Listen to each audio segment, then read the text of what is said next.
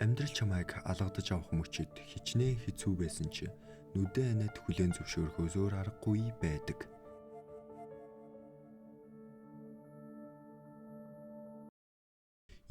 Мушиг Одинсигийн дараагийн хэсэг тавтай морил. Өмнөх видеонд Рудис эцэст нь Сильфиг өөрийн эхнэрээ болгож өөрийн гэсэн байшинтай болж мөн хоёр дүү нь өөр дээр нь амьдрахаар ирсэн билээ. Айша Рудист аав нөгөөрэй гэсэн нэгэн хайрцагтай зүйлийг өгдөг. Дотор нь маш их хэмжээний мөнгө байв. Паул захиан дээрээ энэ мөнгөөр хоёр дүүгээ заавал сургуульд явуулаарай гэж захиж бичсэн байлаа. Айша сургуульд явахыг огт хүссэнгүй. Тэр чин сэтгэлээсээ Рудисийн хувийн үйлчлэгч болохыг л хүсэж байв.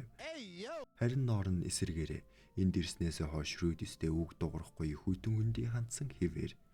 Рудис түнтэй яг яаж ойлголцохоо мэдэхгүй толгоогоо ашлагна. Оройн Рудис Сильфитэй энэ тухай ярьдаг ба цаашдаа энэ хоёрыг яавал дээрвэ гэж бодов. Айша маш ухаантай сэргэлэн хүүхэд болохоор сургуульд явсан яваагүй өөрийгөө аваад явчихна. Тийм болохоор гэрт надтай хамт ойр зургийн юмд туслаад байж байвал сайн л байна. Харин ноор нь ааваасаа салаад танихгүй орчинд ирээд дасч өгөхгүй хэцүү байгаа бололтой. Тиймээс түүнийг дэрэгдээ байлгаж халамжлах нь хамгийн зөв сонголт гэж Сильфи хэлдэг. 1-7 хоногийн дараа ноор нь Айша хоёр их сургуулийн шалгалт өгсөн ба Миллис дэвд байхдаа тэр хоёр хоёул бага сургуульд явж байсан юм. Шалгалтын дүн гарахад Айша 100 оноо авсан байв. Амлснараа түүнийг сургуульд явуулахгүй. Рудисийн гэрийн үйлчлэгч болгохоор болов. Харин ноор нь дундчаас арай дээр оноо авсан байлаа. Рудис түүнээс яг юу хиймээр байгааг нь асуухад дотуур байранд амьдрмаар байна гэдэг. Энэ герт түүнд амьдрахад магадгүй тэртээ санагдаад байгаа байх. Үргэлж өөрийг нь буруу шаадаг Айша тэгээд түүний үзий яддаг Рудис байгаа болохоор өмнөх амьдралд нь Рудисийг гэр бүл нь хүсээгүй зүйлийг нь хүчээр тулган хийлгэх гэж оролддог байсан. Түүнийг хүчлэх нь буруу гэдгийг Рудис сайн мэдэж байлаа. Хитээ тустай амьдрахад ноор нь арай л жаахан байж болох ч өөрийнх нь хүснээр дотуур байранд амьдруулмал үгүй ядчил найцтай болоод сэтгэл санаа нь арай дэрдэх биз гэж сэтгэн Рудис түүний хүсэлтийг зөвшөөрдөг. Айша харин дург үцв. Хичээж арай гэж шалгалтандаа 100 аваад өөрийн хүссэн зүйлээ хийх зөвшөөрөл авч байхад ноор нь харин нөхцөл заахгүйгээр шууд түүний хүслийг зөвшөөрлөөгөө барьцаж эхэлдэг. Ер нь л энэ хоёр маань хоорондоо ойлгохтой таарч өгдөггүй. Юм л бол хэрэлдэж зодолчих гээд байдаг эрсдэс хоёр байлаа. Бүр Айша миний ээж шивгчин болохоор түүнд ингэж илүү хандаад байгаа мó гэдэг. Миллис дэвд байхад нь норны эмийг хүртэл түүнийг нэг мөн шивгчний зул бусаг гэж илтэд ялгуурлан харьцжээ. Гэхдээ Рудис мэдээж хэнийг нь ч ялгуурлахгүй. Зүгээр л норонд яг энэ мөчид арай өөр зүйл хэрэгтэй байлаа. 1 сар өнгөрлөө. Айша гэрийн үйлчлэгч хийхдээ хитрхи сайн байлаа. Гэрийн бүхэл ажлыг ганцаараа нугалчихдаг. Лилия түүнийг мэрэгжлийн үйлчлэгч робот болгоод өсгөчихсөн юм уу да гэмээр хаяа сэтгэл хөдлөлгүй юм шиг байхыг тооцвол тэр маш дэжгүй байлаа. Нөгөө талд ноор нь дотуур байранд сургуульдаа явж байгаа ч нэг их дээрдэхгүй хэвээр. Өрөөний нэг хамтрагчтай тэгээд хідэн найз байгаа мó да. Рудистэй таарахаараа мэдлэхгүй чимээгүй л зөрж өнгөрнө. Ядчил 10 хоног тутамд гэртээ ирж байгаарэ гэсний дагуу яг л ирдэг байлаа. Гэхдээ дотн сохчгүй хөндөрөгчгүй нэгэн үл үзэгдэг хан тэдний дунд оршсоор л. Рудисийн сэтгэл санаа нэг л базаахгүй байгааг анзаарсан бололтой. Линия Бүрсэний хоёр түүнд нэг цүнхтэй бэлэг бэлдэж өгдөг. Бүтэн сар бэлдсэн гин. Гэртээ очидлоо огт нээж болохгүй шүү гэж захив. Амхандаа албоосыгоо баярлуулах гэсэн юм байх. Жаахан сэжигтэй байсан ч Рудис тэр цүнхийг талархалтай хүлээж аваад явбаа. Замдаа Люктэй таарад түрүүл затгуул гэж байна.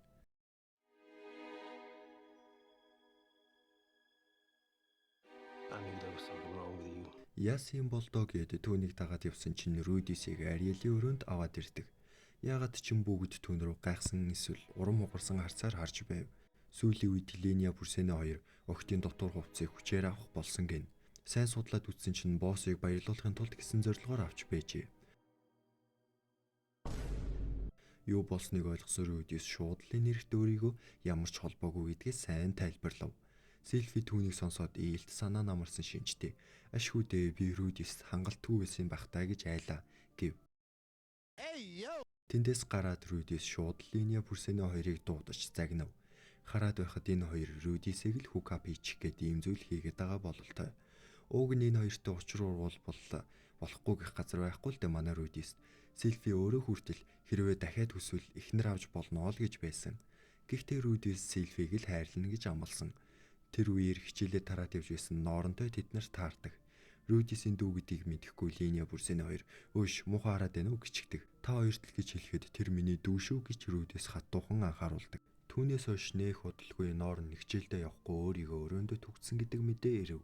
Өмнөх амьдралдаа Рудис дээрлэхүүлээд өөрийгөө өрөөндөө түгжиж байсан болохоор Норныг ангийнх нь хүүхдүүд дээрлэгсэн байх гэж бодон хүн амир царайтай юм шууд л анги руу ночдөг. Багш сурагчгүй түүнийг харсан хүмүүс бүгд чимээгүй болов. "Яа, үнэ авараатай. Норныг дээрлэгсэн хинж байсан хамаагүй шууд л зодоод авандаа" гэж бодож байтал үнэндээ Норныг дээрлэгсэн ганц ч хүн байгаагүй ба харин үргэлж түүнийг Рудистэй харьцуулдаг байжээ. "Чиний ах үнэхээр мундаг юм аа. Рудисийн дүү байж ээж. Хичээвэл чи ах шиг мундаг болж чаднаа" гэх мэт. Дээрлэхүүлж байгаа хүн заавал биеэр зодуулаатай халб үгүй. Заримдаа харьцуулалт түүнээс ч илүү хүчтэй тусдаг. Рудис яг яхаа мэдсэнгүй.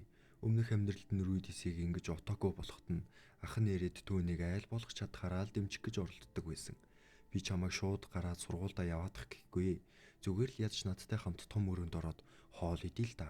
Тэгээд дараа нь сайхан гадуур зугаалъя" гэх мэтээр их үтсэндээ хөөрхий. Гэтэл Рудис намайг хинч ойлгохгүйгээд тэр үед огт нөөр өгөөгүй юм. Харин одоо тэр харамсаж байлаа. Тэр үед өөртөө туслах гэж хичээж байсан хүмүүсийг Рудис өөрөө ойлгох ёстой байжээ. Тийм болохоор Норныг ч гэсэн тэгж харамсаасай гэж хүссэнгүй. Ахын хуваар тэр ямар нэг зүйл хийх хэрэгтэй байлаа. Загнах уу, тайтгаруулах уу, эсвэл зөндөн орхиод зүгээр л харах уу? Бүрсэнэ зас зүгээр на 5 салаа боо өгöd хичээлдээ яв гэж загинчаач дээ. Үгүй бол Линя шиг мангар уулчган шүү гэдэг.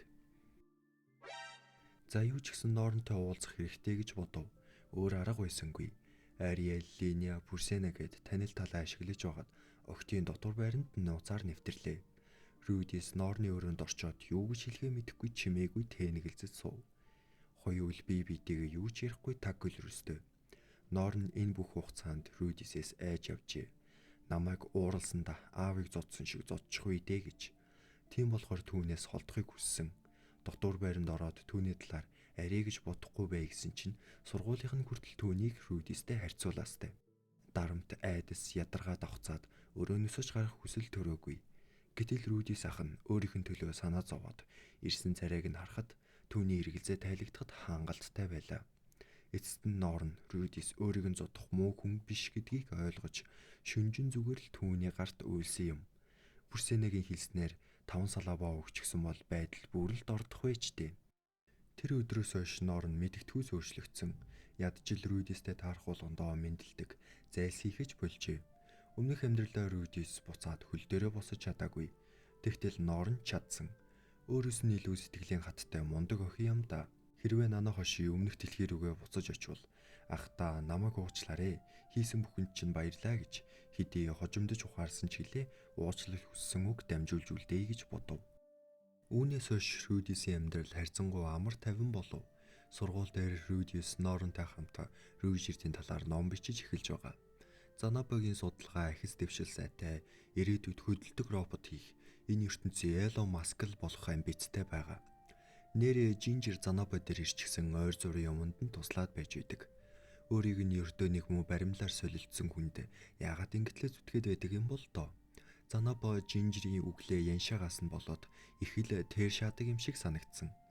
Харин Клифф Элина Лизигийн сэрлийг дарах шидэт төхөөрөмжийнхөө анхны хөлбөрийг амжилттай гаргажээ. Нана хошиж өөр ертөнцөөс хүн дуудах шидэт тойрхоо дахин сайжруулж бууж өглгүй ажилласаар бүх зүйл болдгоороо хэвийн үргэлжилж байв. Тэр зураа Айшагийн хүслийг биелүүлж дэлгүүр дагуулж гарan цалингаар нь юм авч өгсөн шигээ. Айшач яасан айхтар юм. Дэлгүүрийн худалдагчаас доошоо ярьсаар байгаад бага мөнгөнд нэлээд хэм авчихдаг. Энэ хүүхэд ер нь ирээдүйд юу л болдог вэ доо гэж Рудис жаахан санаа зовно. Нэгэн өглөө Рудис өглөөний дасгалаа хийгээд ороод ирсэн чинь эхнэр нь жирэмсэн болсноо түнд хэлдэг. Руди хэсгийн гинтийн мэдээнд баламгдаад жинкнээсээ юм уу хайраа гэд эхнэрээ тэрвэрэн уйлдаг. Ээлв цустай хүмүүс жирэмсэн болох тохиолдол маш ховор. Бараг л гайхамшиг гэж хэлж болно. Тийм болохоор энэ мэдээнд хосууд аль нь маш их баярлдаг. Одооноос эхлээд Рудис жирэмсэн эхнэрээ оролдож болохгүй байгаамаа гэж. За тэр ч яхав. Айша маш хурдан босод хүмүүст энэ баяртай мэдээг дуулгажээ. Дөнгөж жирэмсэн болсон хүн дээр шууд олоолаа ирээд баяр хүргээд ахын чайшаа юм. Дараа ирээрээ гээд бүгдийг нь Айша зохицуулчихсан байдаг. Энэ Айша нэрээ ирээдүйд нэрэл яг ямар хүн болох бол доо. дэндүү сэргэлэн золиг юм а. Ариэл Сильфид 2 жилийн цөлөө өгчихсэн байдаг. Бусад бүх асуудлыг түр хойш тавьж хүүхдэд төрүүлэх цаг мань хоёрт иржээ. Гэвч нэгэн маш гинтийн захиа ирснээр энэ бүх амар амгалан эвдэгдэв. Гисэс зэнитийг хайхад тусламж хэрэгтэй байна гэж бичжээ. Тэр шөнө хүн бурхан Рюдисийн зүгдэнд орж ирэв. Рюдис шуудалж надад худал хэлсэн байна. Хэрвээ би ээжигээ хайхаар явсан бол харамсах болно гэж чи хэлсэн биз дээ. Хүн бурхан хариуд нь үгүй ээ, би зөвхөн үнэн гэл хэлсэн. Хэрвээ чи тэр үед ээжигээ хайхаар явсан бол Сильфитэй тарахгүй байсан. Одоогийн энэ жаргалтай амьдрал чинь дахиж хичээж эргэж олдохгүй байх байсан юм. Угаасаа хүн хизээч огт харамсахгүй сонголт хийж чадахгүй. Зөвхөн аль болох бага харамсах сонголтыг хийхээс өөр арга байхгүй. Хэрвээ чи илүү аз жаргалтай болохыг хүсвэл дараагийн орооны улирлыг хүлээ. Тэр үед Линя Пүрсэнэ хоёр чам руу дайрна. Тэдний нэгийг нь сонгоод үерх гэсэн ачин утга учиргүй зүйл хэлээд хүн бурхан алга болов. Сэрээ тарахад эхнэр нь түүнийг санаа зовсон байдалтай харж байв. Надад санаа зовох шаардлагагүй, ээжигээ хайгаар явж болно гэж хэлдэг. Эхнэрээ ийм байдалтай ганцаарнг нь орхиод явна гэдэг тун хэцүү байлаа. Бүтэн 1 жил буцаж ирэх хэсэг нь тодорхойгүй аялал. Элина Лизе Сильфигийн эмээгийн хуваар би явъя гэв. Клифт юу ч хэлэхгүйгээр. Ирээдүйн Паблам болох хүнд над шиг эмэгтэй цагийн гарц хэмээн угаасаа түүнээс салах бодолтой байсан бололтой. Занабат энэ тухай ярихад хүүхэд нь аав нь байхгүй ч гэсэн төржил байдаг. Таныг байхгүйд би гэрээ чинь харж хандаад байж ч болно. Тиймээс аль болох хурдан ээжийг аваад хүрээд ир гэдэг. Рюдис ийм маягаар нилээд хэдэн хоног явах явахгүй дэ эргэлзэж суув. Тэгтэл нэг өглөө ноор нь ганцаараа нууцаар явах гэж байгаад баригдав. Нүдэндээ дүүрэн нулимстай, надаас илүү хүчтэй яаж аялахыг мэддэг байж яагаад ээжийг аврахаар явахгүй байгаа юм бэ гэж гомдлон уйлдаг. Рюдис шийдэв. Зөвхөн өөрийн жаргалыг хөөх бус харин мөрөөддөг тэр элэг бүтэн амьдралынхаа төлөө гэр бүлээ эргүүлэн нэгтгэхийн төлөө жирэмсэн эхнэр өвлдөө гэж хамаагүй явхаар шийддэг. Шууд л явах бэлтгэлээ хангаж эхлэн мэддэг хүн болгонд өөрийнхөө явах болсноо дуулгалаа. Бадигадил харагдахгүй алга болоод хэдэн сар болжээ. Нана хошигийн туршилтанд нь тусалж чадахгүй 1 жилийн хугацаанд аялалд явах болсноо хэлтэл тэр ихэндээ юу ч хэлсэнгүй. Дараа нь ширээнд ороос нэгэн хуучин хавтас гаргаж ирэв. Дотор нь хэний ч мэддэггүй портал хаалгануудын байршлын газрын зураг байлаа. Үүнийг ашиглуулаад 4 сарын дотор яваад иргэд ирэх боломж гардаг. Нана хоши хүнд ч үүнийг битгий хэлээрээ. Оросдод мэдэх юм бол чамд тооч хийн шүү. За тэгээд хурдхан шиг эргэж ирээд туршилтанд минь туслаарэ гэв. Бөөн баяруулсан Рюдис Элина Лизетэй хамт явхаар болдог. Замдаа хараалыг нь сэдрээчихгүй тулд Клифт энэ тухай хэлхээс өөр арга байсангүй. Тэдний төлөвлөгөөгөр бол мориор хамгийн ойр орших портал хаалган дээр очин тэндээсээ Бегарата төв рүү шилжих юм. Дараа нь Паули Экспедис байгаа Рапан хот руу явна. Ингээд явах өдөр боллоо. Клиф Элина Лизед хангалттай бэлэн болоогүй ч хараалыг нь дарах шидэд төхөөрөмж өгөөд буцаж ирэхээр чинь хоёулаа гэрлээ. Тэгээд өөрсдийн гэсэн байшин худалдаж авъя гэсэнд Элина Лизе уяран юу ч хэлэлгүй салах гэж байсандаа харамсан бие биедээ амлалт өгцгөөдөг. Рюдич 2 дүүдээ гэр орноо захиж үлдээгээд их нэртэй хүүхдээ төрхөөс өмнө заавал амжиж эргэж ирнэ гэсэн амлалт өгөөд тэд нэр замдаа гарлаа. Мориор давхсаар Шария хотоос холгүй орших ой модонд хүрээд дагуулж ирсэн хүндээ морийг нөгөөд буцаагаад явуулав. Цааш тэр хоёр ойн гүнд байрлах нууцлах хөшөөг олдог. Нана хошигийн заасан шившлийг уншихад нэгэн халга болтой зүйл гарч ирэв. Тэр дотор Бегарото төв рүү шилжүүлэх телепорт байсан бөгөөд илсэн зүйл Бегарото төвд тэд ийхүү хитгэн секундын дотор хүрээд ирдэг. Ийм зүйлийг хүмүүс мэдэл яах вэ? Мэдээч устгах нь үгүй хийн дайнд ашиглана. Тийм болохоор Оросдод үүнийг маш сайн чанд нууцлсан байдаг. Ингэж явж байгаад Оросдод таарчихгүй байгаатай гэж Рюдис битүүхэндээ айдастай явж байлаа. Эхний шөнө Рюдисийн сэрэл ягаад ч юм нэг л хүчтэй хөдлөө тунав. Унтаж байгаа Элина Лизег л харахаар оролдчих гээд болдоггүй. Гарч агаар амьсгалыг тартал нэгэн үл тайвнах эмэгтэй түүнийг өөрлөгөө татна. Рюдис эрүүл ухаанаа алдчихаж тэр эмэгтэй рүү юу ч бодолгүй ойртож очив. Гинт Элина Лизе гарч ирнэ тэр зүйлийг зөхөхөд өнөөх сайхан хүүхэн чинь үзшгүй муухай мангас болоод хувирчихв. Тэр нь Скопус байжээ. Түүнээс ялгарх үнээр Рюдисийн ухаан санааг мансууруулж тэр зүйлийг Элина Лизе устгасны дараач Рюдис Элина Лизетэй унтах гэж оролдоно. Азар манай хүн хор тайлах шид мэддэг байж таарад өөрийгөө ухаан оруулж чаддаг. Маргааш өглөө тэд нэр эртлэн босож Рапан хотоос наан орших базар хотыг зорин явв. Эльфүүд төрөлхөөсөө зүг чиг мэдрэх онцгой чадвартай. Ой дотор хизээж төөрдөггүй гэдэг нь хоос яриа биш. Елена Лизигийн зүүн совингоор тэд багаар урагшлана. Энэ нохоо гаслам цөлийн аагам халуунд Рудис арайхийн алхаж ядна. Елена Лизе бол яг вэ би сайтай дассан хүн шиг хурдан алхлана. Замдаа олон хүчтэй мангастай таарагч мань хоёр төвгүүхэн ялна. Ингэж явсаар жижигхэн баян бүрттэй базар хотод ирэв. Олон хоног Клифийн шүдэд хөрөмжийн ачаар хинтэж унтаагүй явсан Елена Лизе эцэст нь тэсэлгүй өөр эрэгтэйтэй хамтаа буудал ордог. Лайт новел дээр эндээс цааш мань хоёр нэгэн худалдаачтай танилцаад Рапан хот руу явах жингийн сувааг хамгаалan хамт явдаг. Энэ аялын үеэр Рудиус Бегородо төвийн хүмүүс яаж амьдардаг, ямар үнэр зүйлтэй, ямар аюул өдөр тутамд нь таарлдгийг нэлийн гүнзгий ойлгож авна. Замдаа 100 орчим дээрэмчтэй таарад арай гэж зүгтан Рапан хотод ирсэн байдаг. Энэ бүх үйл явдлыг аним дээрээ гаргаагүй жаахан харамсалтай чи. Хэрвээ та энэ хэсгийг бүрэн алгасалгүй уншихыг хүсвэл миний вебсайтаас Light Novel-ыг нь уншиж болно шүү. Рапан харж байгаачлан эртний авраг том зааны ясан дотор байдаг үнэхэрийн өвөрмөц хот. Рапан хотын гол онцлог бол асар олон лабиринт буюу гяндан байдаг бөгөөд алт, үнэт идэлэл, мана кристал зэрэг баялаг ихтэй мөнгө олж баяжих гэсэн адал явдал хайгчид дэлхийн өнцөг булан бүрээс маш олноороо энд цуглардаг. Паулийн экспедицийг олох хэцүү биш байв. Зүгээр адал явдал хайгчийн төв рүү н ороход сармагчин царайтай эртний анд Гийс тэнд хүмүүстэй хэрүүл хийцэн зогсож байлаа. Рудис Елена Лизе хоёрыг хараад та нар яаж юм хурдан хүрээд ирээ гэж гайхна. Рудис за дараа тайлбарлая гэж хэлээд Паултай уулзахаар явв. Унтаж байсан Паул Рудисийг орж ирэхийг хараад нүдэндээ ч итгэсэнгүй. Тэр үнэхээр том болсон байх бөгөөд бараг танигдахын аргагүй. Түүнээс илүү гайхалтай нь мангар хурдан хүрээд ирсэн явдал байв. Аав хүү хоёр тэврэлдэж өөрийнхөө арчаагүй байдлыг зүгсэн Паул энэ хүртэл авчирсандаа хүүгээсээ уучлалгүй. Дараа нь Паул Елена Лизег байгааг хараад өнгөрсөнд хийсэн зүйлдээ ч уучлалгүй. Зенит, Гэлена, Елена Лизе гурвын хооронд Паул залуудаа нилээд хайрын гурвалжин үүсгэж байсан бололтой.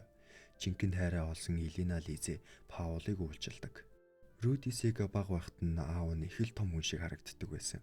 Харин одоо нэг л тийм жижигхэн харагддаг болжээ. Гаднаас бусад гişүүд орж ирсний дараа нэг л хүн дутуу байв. Рудис Рокси хаана байгаа юм бэ гэж асуухад тэр сарын өмнө шилжүүлдэг занганд ороод алга болсон гэв. Зениттэй төстэй хүн хэсэг адал явдал хайгчид Рапан хотоос ойролцоо орших гяндан дотор байгааг харсан гэх. Тэгээд тэд хэдэн сарын турш тэр гянданг судалж байгаа бөгөөд нийт 6 орчим давхар байдгаас ердөө 2 давхар хүртэл явж чадчихэ. Учир нь тэр гяндан бол дэлхийд ирэх хамгийн адармаатай хэцүү гэж хэлж болох ээс зэрэглэлийн шилжүүлдэг зангаар дүүрэн гяндан. Алхан бүр нь хаашаа шилжүүлчих бол гэсэн айдастай там. Тэгээд сарын өмнө Рокси тэр шилжүүлдэг занганд нь өртөд алга болсон. Амьд хэсэг нь тодорхойгүй хаашаа шилжсэн мэдэгдэхгүй. Шилжүүлдэг гэдэг үгийг сонсоод Рудисийн толгойд нэг зүйл орж ирэв. Энэ дэрхээс өмнө юмыг аж мэдхүүгээд сургуулийн номын сангаас гяндангийн тухай ном авсан байсан юм. Тэр нь бүр яг шилжүүлдэг гяндангийн тухай байжээ. Гийс түүнийг уншиж үзээд нүдэн гэрэлтэй эдэл явчихлаа. Учир нь тэр номон дээр 6 дугаар давхар хүртэлх бүх зүйл нарийн тодорхой зааварттай бичигдсэн байжээ. Маргааш нас эхлээд тэд нараа цаг алдалгүй тэр гянданг судлахаар болцгов. Тэр өрөөнд Паул, Лилия, Рудис 3 баахан зүйл ярьж суув. Удахгүй хүүхэдтэй болох гэж байгаагаа Паул бас өвөө болно. За тэгэл ихнэр хүүхэдтэй болохоор амьдрал яаж өөрчлөгддөг вэ гэд бүхэл сэдвээр ярьж хонов.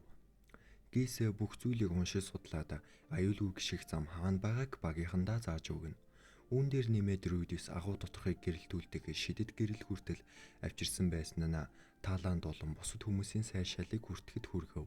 Ёстой л нэг Рудис л ирээд эндхийн хамаг юмыг нугалж байлаа. Ийм мундаг хүүгээрээ бахархах Паул бас хүүдээ дог харагчих гээд л таарлдах мангасуудыг төрүүлж очиж устгаад байв. Тинхүү тэд 3 дугаар давхарт төвгүй орж ирэв. Тэр мөчид Рудисийн зүүн совинч хүүдээ нэг тийм тайлбарлахад хэцүү танил үнэртэйд явчихв. Ханны нөгөө талд Рокси мангасын сүрэгт булан дуулчихсан тулалдаж байх бөгөөд маанаа дуусаад ирэнгүүт эсэргүүцэж чадхаа болов. Рокси ингээд л үхлээ гэж бодтол Рудис түүнийг аврахаар ханнуудыг цөм цөхөн орж ирж мангасын сүргийг тэр чигт нь хөлдөөв. Роксигийн мөрөөдлийн ханхүү зүүдэнд нь яг ингэж хэцүү байдалд байхад нь түүнийг дулаахан инээмсэгэлтэйгээр хаанаас ч гарч ирээд авардаг. Анхны харцаар л түүнд дурлцав. Рудис тэсэлгүй очоод Роксиг тэврэв. Нэг сарын турш Рокси энд ингэж хоригдсон болохоор үнэр та нар гэж амар юм байгаа. Санаа зовсондоо түүнийг түлхээд түр хүлээгээрээ та ядч өөрийнхөө нэрийг хэлэхгүй бизгээд Рокси Рудисийг нэг л танихгүй байв. Ашгүй Рудис нэрээ хэлсний дараа Рокси Рудисийг саналаа. Зүгээр л хитрхи тун болоод өөрчлөгчсөн Рудисийг хараад таниагүй байжээ. Роксигийн байдал тааруухан байсан тул тэд нараа энэ удаа гянданга төр орхиод буудал руугаа буцахаар болов. 3 хоног Роксиг тэнхэрдэл хүлээв. Тэр хооронд Рокси Рудис хоёр хамт нэлийн их цагийг өнгөрөх ба байнга л Рокси Рудисийг хулгайгаар ширтээстэй. Ингээд дахин гяндан руу орцгооч урд шугамд Паул Елена Лизе хоёр тулалдана. Ард Рудис Рокси хоёр шидээрээ дэмжлэг үзүүлнэ. Гис газарчин хийх болоо Тааландд яг үнэндээ хийх юм байсангүй. Ийм байдалтай тэд нэр явсаар сүүлийн давхарт хүрч ирэв. 3 тойрог бүхий портал хаалга байх ба зөвхөн нэг нь л боссын өрөө рүү явах жинхэнэ портал хаалга байдаг. Буруугийн сонгуул ёстой л баларсан юм болно. Рудис гэхдээ нэг чухал зүйл саналаа. Төв твээс Бегорото төв рүү шилждэг портал хаалган дээр доошо явдаг шат байдаг. Тэгвэл энэ өрөөнд ч бас тийм нууц шат байгаа болов уу гэж Гисээр шалгуулж үзв. Тэгтэл нэрэл нууц шат илэрч түүний дор жинхэнэ портал хаалга байлаа. Хүмүүс бүгд Рудисийг магтан нуруун дээр нь алгадав. Энэ үед Паул Рудист ямар нэг зүйл хэлэх гээд аман дээр нь гарч ирээд залгиад байгааг Рудис анзаарлаа. Гэртээ харсныхаа дараа хэлээрэй гэж хэлээд бүгд тэр портал руу орцгоолоо. Тэдний өмнө маш том харанхуй танхим гарч ирэх ба цаана нь аврах том цэнхэр кристалл чулуунууд болон олон толгойтой гидра мангас байв. Хамгийн чухал нь нэг чулуун дотор зенит ухаангүй байлаа. Тэрийг харсан даруйд Паул хяналтаа алдаж шууд гидра мангас руу ганцаараа дайрав. Араас нь ч бусд нь яаравчлан орлоо. Энэ гидра мангас ердийн мангас биш байв. Рудис Рокси хоёрын довтлогоог нэгэн хамгаалтын бүрхүүлээр няцаагаад байв. Елена Лизе ч түүнд хохирол учруулж чадахгүй байв. Ганц гэмтэл учруулж чадаж буй хүн нь Паул байв. Паул нэг толгойг нь тастаа дутаагүй тасарсан толгой нь юу ч болоогүй мэт маш хурдан нөхөн сэргийгдээд байв. Ямар ч ялах боломжгүй гэдгийг ойлгосон Гис болон бусад галзуурсан Паулыг зогсон бүгд хурдхан шиг портал руугаа буцаж орлоо. Гарч ирээд Паул Рудисийг заамдаж ээж чинь яг тэнд байхад чи яаж ингэтлээ тайван байгаад байгаа юм бэ гэж Рудисийн хачин тайван байдал Паулыг дүүцлийг хүргэсэн бололтой. Гэхдээ одоо уурлаа гэдэг зэнитийг аврахгүй. Хамгийн түрүүнд нөхцөл байдлыг дүгнэж тэр гидра мангасыг яаж ялгаал бодох ёстой. Бус нь тэднийг салгалаа. Рудисийн өмнө нь сонсож байснаар гидра мангасын шархыг нь шатаавал тэр нь дахин нөхөн төлждөггүй. Тэгвэл Паул мангасын толгойг нь цавчаад араас нь Рудис шархыг нь гялс шатаана. Ингэж бүх толгойг нь нөхөн сэрхгээс өмнө тасдаж чадвал магадгүй ялж чадах байх. Бүгд Рудисийн төлөвлөгөөг дэмжив. Паул хэсэг муухай харж байснаа тайвширч намайг уучлаарай. Би зөвхөн сэтгэл хөдлөлтөө автаж урагшаа дайрахаас өөрийг мэддэггүй тэнэг муу аав юм да гэдэг. Дараа нь Паул үхэж байсан чамаагүй заавал хийчигээ авран шүү гэж хэлээд тэд нэрээ дахин портал руу орцгоолоо. Рудисийн шидэ зөвхөн хангалттай ойрхон зайдлан үйлчилж байв. Тиймээс Паул яг араас Рудис дагаж явах ба Паул толгой завчсны дараа Рудис шархыг нь шатаана. Елена Лизе Рудисийг хамгаалж явна. Хамгийн хонь нь Рокси Талланд хоёр гэмцэн хүнийг эмчилж дэмжлэг үзүүлнэ. Тэд гитрад нөхөн сэргийх ямар ч боломж өгөлгүйгээр тасралтгүй дайрч байв. Ердөө 3 толгой үлдэхэд мангас галаар түрэхэд бэлдэж эхлэв. Бүгд Рудисийн хойно зогсов. Гитра асар их галаар түрэхэд Рудис хамаг маанагаа шавхан усаараа тэр бүх галыг хаав. Гал нь дуусангууд шууд ээлжилтэй арилтаа үргэлжлүүлэн хийлээ. Сүүлийн ганц толгой үлдэхэд Рудис анхаарал алдаж Паул амжиж түүнийг түлхээгүй бол тэр үхэх байлаа. Гитра мангасын улаан нүдтэй Рудис яг харц тулгарчв. Өөрийн ирэхгүй Рудис нүдрүүнд гараа хийчлээ. Асар халуунд Рудисийн зүүн гар хайлж Рокси эцсийн цохилтыг хийснээр эцэст нь тэр мангасыг буулгаж авав. Нэг гаргүй болсон Рудис огт харамссангүй. Үхээгүй нэх юм гэж бодоод Паулыг нүдэрээ хайталаа.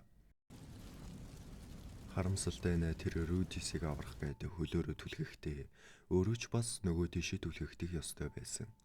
Даанч Паул хитрхи тогтвортой учраас тэрээр байрандаа үлдэж хоцорчээ. Бүгд юу ч дуурсангүй. Паулын хүрийг тэндийн шатаагаад ухаангүй хэвтэх зэнитийг аван буудал руугаа чимээгүй л явлаа. Буцаж ирээд үлдсэн хэдтэй ч муу мэдээгээ дуулгалаа. Лилия Рудисийг тэрэн авч одоо үлдсэнийг надад даатга. Сайн амраад ав гэв. Өрөөндөө орж ирээд Рудис шууд л унтлаа. Бүтэн 4 хоног ухаангүй байсан зэнийг эцэст нь сэрлээ. Түүний бие эвэрвэл савсарвал гэтэл ой санамж алдчихжээ. Яг л шинээр төрсөн хүүхэд шиг яаж ярихаа хүртэл мартчихж. Рудис золтой цусаар авчихсангүй. Ийм их хүнээр зөлөөсөлж байж аварсан ээж нь хүртэл өөрийг нь танихгүй болчихсон байх гэж. Түүний саяхан лаз жаргалтай байсан амьдрал гэнэтхэн ингэж там болно гэж хэн санах вүлээ. Маш олон хоногийг Рудис юу ч хийлгүй зөвхөн өрөөндөө гашуудаж өнгөрөв. Хайртай залуугийнхаа сэтгэлийг сэргээхийн төлөө Рокси Рудист өөрийн биеэ зориулдаг. Ягаад ч юм эр хүн гэдэг маш их сэтгэл гутарсан үедээ хүнтэй унтахаар хамаагүй дэрддэг. Магадгүй эр хүний зүн совин нь өөрөөсөө шинэ амьдралыг бүтээж байгаа гэж мэдэрдэг болохоор тэр байх. Рокси одоо ард үлдсэн гэр бүлээ нандинан хайрлаж ирээдүгөө бодох ёстой хэмээн Рудистэй дахин амьдрах итгэл найдвар өгч хөл дээр нь босгов.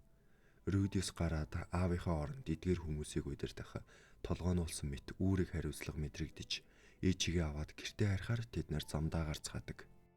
Замын турш алга болсон зүүн гарных нь оронд Рокси Рудисийн гар улж түүнийг түшиж тэтгэж байв. Нэгэн шөнө Рудис Рокси өөрийнхөө эхнэр хүүхэдтэй гэдгийг тайлбарлав. Рокси анхнаасаа үүнийг мэдэж байсан. Зүгээр л оройтсон борооны хойноос цуун өмөрг хичээр ядаж энэ богинохон цаг хугацаанд Рудис туслахад надад хангалттай гэж Рокси хэлдэг. Тэд цааш явсаар төв төв рүү явдаг портал хаалгыг нууцлахын тулд Рудис бүх хүмүүст нүдний болт зүүлгэж порталаар дамжин тэд нар Шариа хотын ойролцоо шилжиж ирсгэдэг. Тэр шөнө Элина Лизе Рудистэй Роксиг өөрийнхөө эхнэр болго гэж хэлдэг. Аав Паул нь хоёр эхнэртэй болоод л байдаг байсан. Чи ч гэсэн хоёуланд нь адилхан хайртай юм бол яагаад болохгүй гэж. Бас Роксигийн сарын тэмдэг ойрд ирээгүй гэсэн. Рудис үүнд хариуцлага хүлээхээр шийдэв. Роксиг дуудаад өөрийнх нь эхнэр болгооч гэж дөнгөн данган үг нийлүүлэн хэлж чадав. Рокси эхлээд эхнэрийнхээ зөвшөөрлийг аваад дараа надаас дахиад асуугаарай гэв. Ямар ч байсан үгүй гээсэнгүй шүү. Гэртээ ойртон ирэх мөчөд Рудис гинэт хүн бурхны хэлснийг санаад гэрлүүгээ хамаг хурдаараагүй. Дотор нь Айша гэрээ цэвэрлэж байсан бололтой Рудисийн гарыг хараад сандарлаа. Ард нь түлээ тэврэн орж ирсэн тогоо шиг том гэзтэй болсон эхнэр нь зогсож байв. Ашгүй гэрт нь юу ч болоогүй бололтой. Сильви тавтай морил гэж хэлв. Ингээд бүгд тотгож орцгоолоо. Норныг орж ирсний дараа Паул нас урсан, Рудисний гараа алдсан, ээж нь ой санамжаа алдсан зэрэг бүх учир явдлыг Рудис нэгэнгүй ярив. Норн тэсэлгүй маш чангаар уйлв. Өөр яах ч вүлээ дээ. Хэсэг тайвширсныхаа дараа Норн аавынхаа сэлмийг өөртөө авахыг хүсдэг. Мэдээж Рудис түүнд өгөв. Айша ч ээжтэйгээ уулзаад уйлаад аваатгав. Удалгүй бусад хүмүүс өөрсдийн замаа хөөхөөр салах болцгов. Гис Рудисийг гашуудж байх хоорондоо буцаж тэр гянданд очин бүх үнэт чулуу кристаллуудыг хураан авсан аж. Тэд нар Асура хаант улс руу буцан явж мөнгө олгон зараад дараа нь экспедицийн бүх хүмүүст ажлын хүс болгон хуваарлана. Мэдээж үнгүй юм гэж юу байх вүлээ. Энэ хүмүүс Рудисийн гэр бүлийг эргүүлэн нэгтгэхийн төлөө энэ хүртэл явсан билээ. Тэдэнтэй салах ёс хийсний дараа Рудис Роксиг өөрийнхөө хоёр дахь эхнэрээ болгон авахыг Сильвигээс хүсэв. Рудисийг хэцүү байхад Рокси л дүн таниулж хөл дээр нь босгосон. Тэр бас жирэмсэн. Тийм болохоор би үүнд хариуцлага хүлээх болно гэж тайлбарлав. Сильвиг юу ч хэлээгүй байхад Норн л босож ирээд Рудисийг зэмлэж эхэлдэг.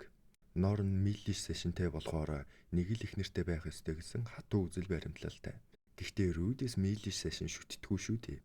Иримийн хооронд илжиг гихчээр Норн л Рудис Рокси хоёрын талаар том дуграад идэв. Рудисийн өмнөөс би хүртэл ингээд л авчихмаар санагдсан гэж нь ёстой нэрээ. Ашгүй Сильви Норны амыг дугаа болгоод Рокситэй хамт амьдрахтаа таатай байгаагаа илэрхийлдэг. Сильви анхнаасаа л Рудисийг ингээд нэг өөр эмэгтэй дагуулад ирэхийг мэдэж байсан. Түүнээс гадна Рокси Рудисийг үргэлж тэр хүндэлж шүтэн биширдэг хүн нь байсан тул Сильви баяртай байлаа. Ингэж л Рудис хоёр их нэртэй болж бүл нэмсэн юм. Рокси Сильвиг төрсний дараа Рудистэй албан ёсоор хурмаа хийгэж тохиролцдог. Бас жирэмсэн болсон гэдг нь худлаа байсан юм билээ л дээ. За энэ бүх зүйл нь дараагийн бүлэг дээр үргэлжлэх болно. Сар орчмын дараа Сильви Рудистэй адилхан маш хөөрхөн охин төрүүлдэг. Ингээд тэр нэгэн өрөөнөөсөө ч гарч чаддаггүй лүүсээр амьдарч байсан Рудис эцэст нь энэ бүх зүйлийг туулсны дараа аав хүн болсон юм. Дараагийн өдөр нь би ганцаараа хотын зах руу явлаа. Намхан толгодын дээр язгууртнуудад зориулсан оршуулгын газар байрлаж байсан юм. Паулыг яг энд оршуулсан билээ. Паулийн буушны засыг цэвэрлээд дэлгүүрээс авсан архиа тавиад гараа сүмбэрлүүлэн залбирлаа. Паул, аава, өчигдөр миний хүүхэд төрсөн. Хөөхөн охин. Сильвигээс төрсөн болохоор мэдээж ирээдүйд маш үзэсгэлэнтэй бүсгүй болно гэдэгт нь итгэлтэй байна. Та түүнийг минь харж чадсан бол ямар сайхан байх байсан болов. Хэрвээ Паул түүнийг харсан бол зэнитэд загнуулах хүртлээр өхөөрдөн эрхлүүлэх байсан нь гарцаагүй. Дараа нь баяр тэмдэглэнэ гэж намайг дагуулж гараад хоёулаач тэнэг болтлоо уух байсан да.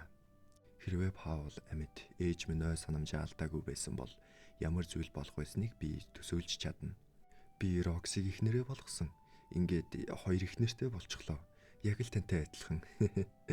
Хэрвээ та амьд байсан бол надад хоёр ихнэртэй байх ямар байдгийг зааж өгөхсөн.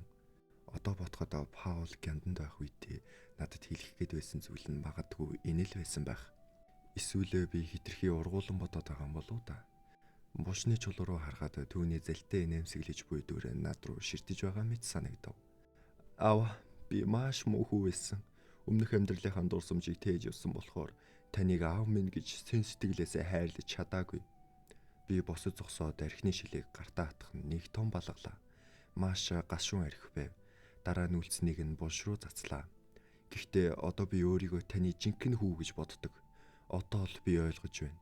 Би одоо ч гэсэн хүүхэд яг хിവэрээ. Өмнөх амьдралынхаа дурсамжийг ашиглан өөрийгөө том болсон мэт дүрсгэж явсан нэг муу жаал. Би архинаас дахин нэг балгалаа. Дараа нь Паул зориулж асгав. Дахин нэг балгалт, дахин нэг асгалт. Ингэсээр удалгүй шилж хоосров. Одоо би хүүхэдтэй эцэг хүн болсон учраас өсөж том болох ёстойгоо ойлгож байна. Үүний тулд би олон алдаа гаргана. Түүндээ харамсна. Тэгээд аажмаар өөрчлөгдөнө. Таач бас ингэж ил явсан байх. Тиймээс би чадах бүхнээ хийх болно. Би шилний тагийг таглаад буушны өмнө тавилаа. Би дахиад ирнэ. Дараагийн удаа бусдыгаа ч бас тань дээр дагуулж ирнэ. Ингээд би буцахаар эргэлээ. Маш их золиос, зовлон шаналлаар олон зүйл өөрчлөгдсөн байв. Би олон аимшигтай алдаа гаргасан ч энэ бол төгсгөл биш.